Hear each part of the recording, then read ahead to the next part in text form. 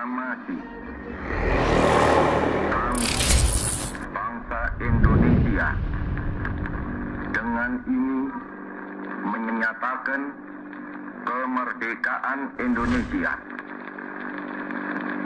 Hal-hal yang mengenai pemindahan kekuasaan dan lain-lain diselenggarakan dengan cara saksama dan dalam tempo yang sesingkat-singkatnya. Assalamualaikum. Bismillah, alhamdulillah, Allahumma sholli ala Muhammad. 17 Agustus Dirgahayu RI ke-75. Ya Allah, Indonesia sudah merdeka 75 tahun. Ini kalau manusia udah bisa disebut kakek nenek nih. Slogan HUT RI ke-75 kali ini adalah Indonesia maju, coy. Menurut saya ya, ini menurut saya nih. Kata Indonesia maju di situ bukan kalimat perintah, Pak. Indonesia maju. Bukan. Lagian di situ juga nggak ada tanda serunya. Juga bukan kalimat tanya. Indonesia maju. Indonesia maju. Lagian nggak ada tanda tanya juga di situ kan. Kalimat Indonesia maju itu bro, saya rasa itu pengingat aja bahwa kita ini udah maju. Ya kayak notification gitulah kalau di Android. Ya saya nggak perlu membuktikan teori saya bahwa Indonesia maju. Ini kan menurut perasaan saya. Rasa itu nggak perlu bukti coy. Yang penting kan kita bisa isi kemerdekaan ini dengan hal yang positif, dengan bahagia.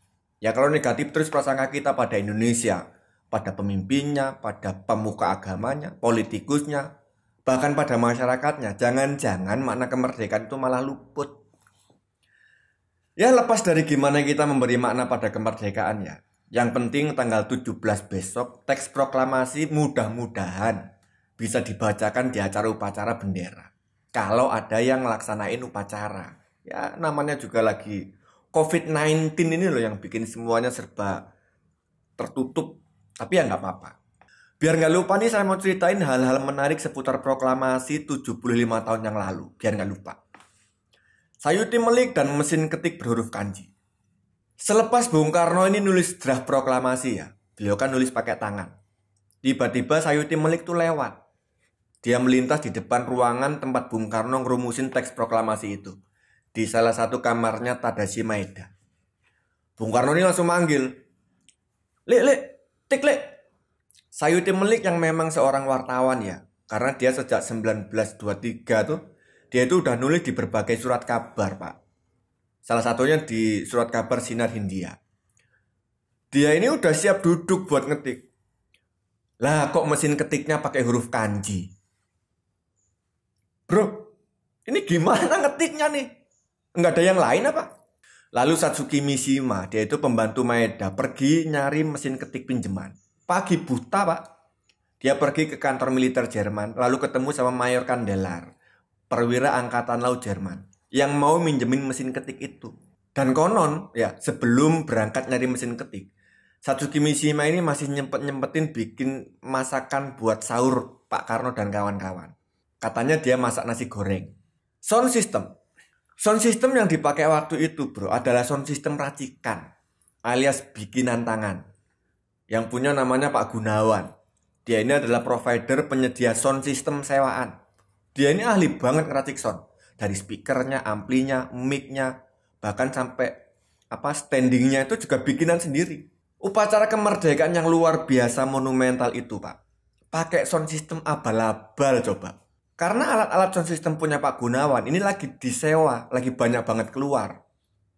Yang disuruh ngambil sound waktu itu Wilopo dan Nyoto Prawoto. Mereka akhirnya datengin rumah Gunawan pada tanggal 17 Agustus 45 jam 7 pagi.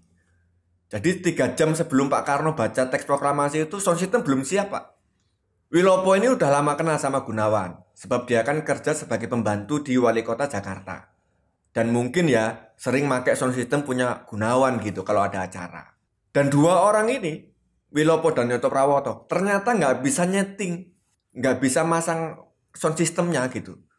Akhirnya Gunawan nyuruh Sunarto adiknya untuk bantuin. Nah pada saat di mobil, Sunarto ngasih tahu bahwa mikrofon itu mau dipakai Pak Karno proklamasi. Wah, girang bukan main Sunarto, Pak. Wanjai, serius nih? Sunarto lah yang akhirnya masang mikrofon tersebut di Jalan Pegangsaan nomor 56. Frans Mendur dan Alex Mendur, si fotografer. Teman-teman YouTuber, fotografer dan videografer. Jangan ngerasa bahwa perjuanganmu bikin konten itu udah sedemikian dahsyat ya. Sebab kalau dibandingin sama Mendur bersaudara, masih belum ada seujung kukunya coy. Perjuangan Frans Mendur dan kakaknya Alex Mendur bikin konten waktu itu luar biasa. Mendur bersaudara ini adalah seorang fotografer kelahiran Kawangkoan, salah satu kecamatan di Kabupaten Minahasa, di Sulawesi Utara. Frans Mendur kerja sebagai fotografer di Surat Kabar Asia Raya. Saat dengar proklamasi mau dibaca, dua Mendur ini langsung meluncur pergi ke Jalan Pegangsaan Timur nomor 56. Dini hari mereka berangkat, Pak. Subuh-subuh, pagi buta. Sebab kalau ketahuan tentara Jepang, bisa gawat mereka. Akhirnya selepas subuh, kurang lebih jam 5 atau setengah 6 ya, mereka itu udah sampai di TKP. Jalan-jalan bawa kamera waktu itu gak kayak sekarang, Pak. Mirrorless, tinggal tenteng doang. Kamera waktu itu gede banget, berat. Dari besi, coy. Motretnya juga gak asal-asalan kayak sekarang, gak asal jepret. Jelek tinggal hapus, under dinaikin di Photoshop. Tapi mereka harus ukur banget biar dapat gambarnya. Lagi pula framenya terbatas. Alex Mendur berhasil motret beberapa kali, tapi adiknya, Frans Mendur ini cuma sisa 3 frame doang di kamera dia. Setelah berhasil motret, mereka berdua masih harus kejar-kejaran sama tentara Jepang, coy. Dan ketangkep lagi. Kamera hasil foto Alex Mendur itu disita sama Jepang, dirampas, dihancurkan. Padahal lumayan banyak dia moto waktu itu. Tapi alhamdulillahnya nih, foto hasil jepretan Frans Mendur berhasil selamat. Karena negatifnya itu disimpan atau diumpetin gitu di suatu tempat yang gak diketahui orang. Pokoknya perjalanan ngambil gambar waktu itu sinematik banget. Kalau dua Mendur bersaudara ini gak pontang-panting bro, kita gak punya gambar. Suhut si pengibar bendera. Suhut Sastrokusumo adalah anggota barisan pelopor dan jadi pendamping resmi Latif Hendroningrat. Dia seorang Sundancho atau seorang komandan kompi gitu di prajurit peta. Suhut ini dapat instruksi nyiapin tiang bendera waktu itu. Dengan cepat sebagai prajurit ya, dia langsung cari ambil bambu, dipotong, ditancepin di halaman. Emang nggak ada tiang bendera apa di halaman rumah Bung Karno? Ada Pak, malah dari besi. Ya tapi Suhut malah repot nyari bambu nggak karu-karuan. Ya mungkin beliau itu sedang diselimuti perasaan bahagia campur aduk Pak. Karena saking senengnya kemerdekaan udah di tangan, sampai lupa di situ ada tiang bendera.